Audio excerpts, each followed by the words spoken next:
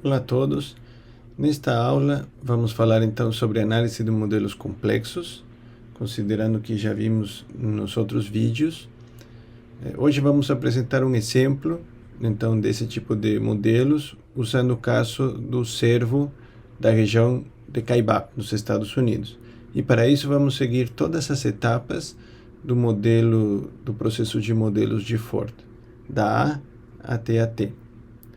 Então vamos entender primeiro brevemente o que seria esse caso que vamos estudar, né? A primeira etapa, que é conhecer o problema.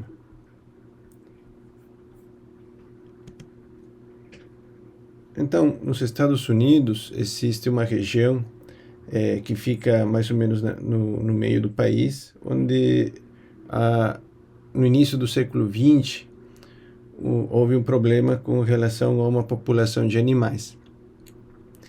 E tudo isso foi causado por decisões políticas de proteção inicialmente a esses animais, o que levou a um descontrole dessa população e a outros problemas posteriores. Então, na primeira etapa, vamos conhecer um pouco mais a fundo sobre esse caso. No início do século XX, então, o presidente dos Estados Unidos, ele tinha um carinho especial por esse tipo de animal. Ele acreditava que esse animal representava bem o povo americano, então criou certas legislações para proteger esse animal da caça e da predação por outros animais. Então, estima-se que no início do século XX, na primeira década lá, mais ou menos, existiam 4.000 cervos, né, que moravam nessa região. Quando surgiu essa lei, então, o que foi feito? Foram feitas duas políticas, né, duas decisões. Primeiro, proibiu-se a caça desses animais, e segundo, permitiu-se a exterminação dos predadores. Predadores eram vários tipos de felinos, né, chacais, lobos, diferentes animais que se alimentavam desse cervo. O que aconteceu foi, obviamente, né, que a população desses animais começou a crescer, né? E lá na década de 20, mais ou menos, a estimativa era que a população tinha passado de 4.000 para 100.000 animais.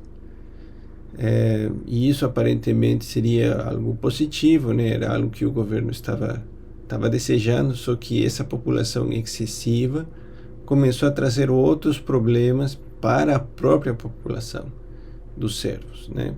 Por causa da falta de alimento, por causa do espaço físico que começou a ficar reduzido. Isso criou um problema de falta de alimento.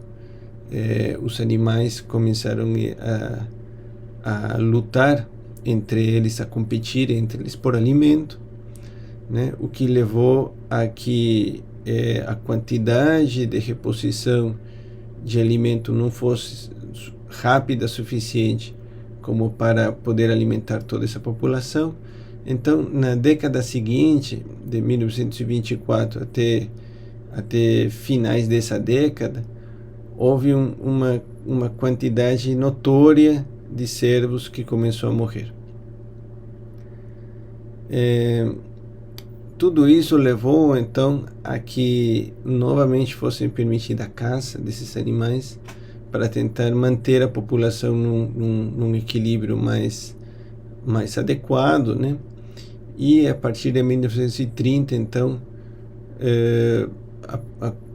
aproxima-se a população de cervos em 14.000.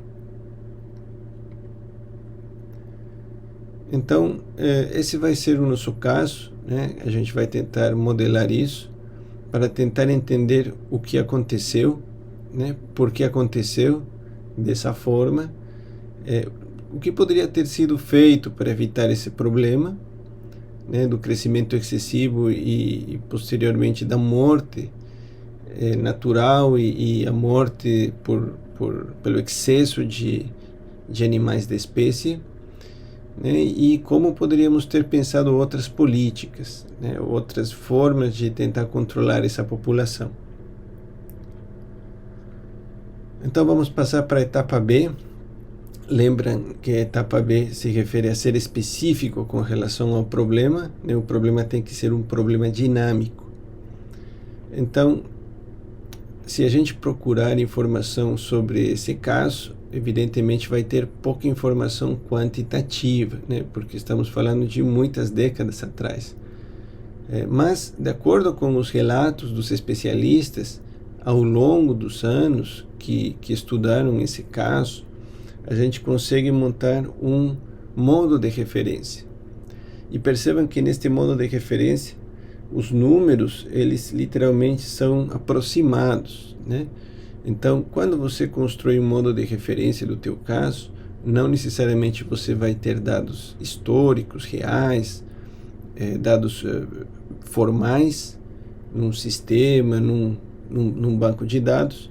Muitas vezes você vai ter alguns números que representam pontos importantes de inflexão dentro desse teu modo de referência.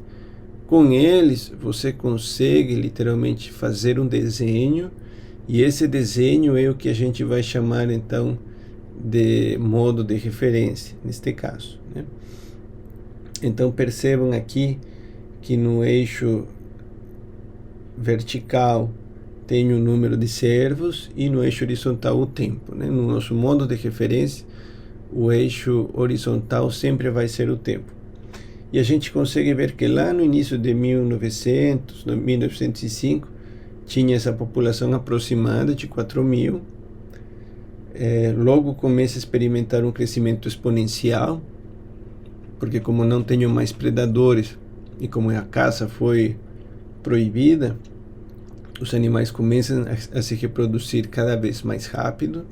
Então tenho meu crescimento exponencial.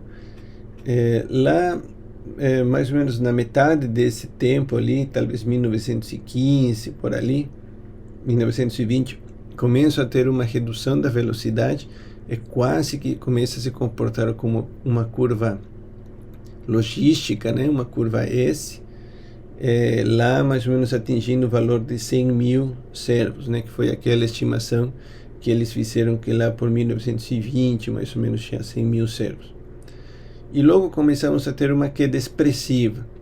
Então 60.000 servos morreram de fome em 2 anos. É isso que estava descrito em alguns dos relatórios, de forma que a população caiu de 100.000 para 40.000 em pouco tempo, né? E depois tivemos alguns outros problemas, por exemplo, questões de falta de alimento, né? Terras mais áridas, até que lá pelo 1926, 28, né, que começa a existir novamente um controle da população, permitindo a caça e tentando deixar essa população mais homogênea. Então, esse modo de referência, se vocês comparam com os modos genéricos, o que mais se aproxima, primeiro poderíamos dizer, se considerássemos o primeiro período de tempo exponencial, né? Então, se a gente somente tivesse dados até 1920, 1915, a gente diria assim, isso aqui é um crescimento exponencial, e a gente tentaria se aproximar com ele. Como o tempo passou, até 1925, 1928, temos 100.000, mais ou menos chegando num ápice. Se tivéssemos dado só até ali, diríamos, então, isso aqui é um crescimento de curva S, né? Um crescimento logístico, né? Só que como a gente tem mais horizonte temporal, até 1935 pelo menos, e a gente vê que há uma queda também relativamente rápida no início e depois cada vez mais suave, a gente consegue comparar com o comportamento genérico, modo de referência de sobrecrescimento e colapso, né? Então é esse o modo de referência que a gente vai tentar usar para poder explicar, junto com o nosso modelo de simulação e junto com os laços causais, o que aconteceu. Se vocês lembram então sobre a aula, o vídeo de modo de referência, de sobrecrescimento e colapso, é nesse modo de referência que a gente fala que a capacidade limite, a capacidade de carga do sistema foi erosionada. E o que significa isso? que a população, quando chegou em 100 mil animais, ela não conseguiu se manter nesse valor de 100 mil, não conseguiu chegar a um equilíbrio, porque essa capacidade de carga não apenas foi alcançada, sino que foi erosionada. E aí começaram a consumir essa capacidade de carga muito mais rápido do que ela poderia se repor. Se a gente fizesse uma análise rápida, poderíamos relacionar isso com o alimento, né? Principalmente folhas, né, de certas plantas que deveriam ter uma certa idade, né, um certo tempo de crescimento, essa planta, para poder alimentar adequadamente o cervo. Como começou a faltar alimento, os cervos começaram a se alimentar por plantas mais jovens. E isso, né, os especialistas comentaram, na época que trazia menos recursos vitamínicos para o animal.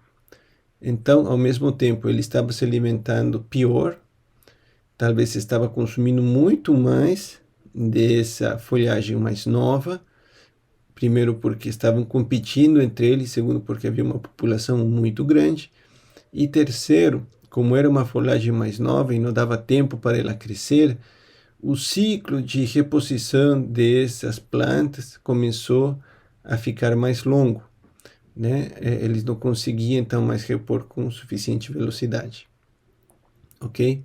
Então, acabamos de definir nosso problema dinâmico, que é uma linha de tempo, uma curva que representa uma variável de interesse para nós, o formato dessa curva que nos dá já alguma informação de qual modo de referência genérico estamos falando, e agora vamos passar então para a etapa C, né, que é a construção do modelo de estoque e fluxo.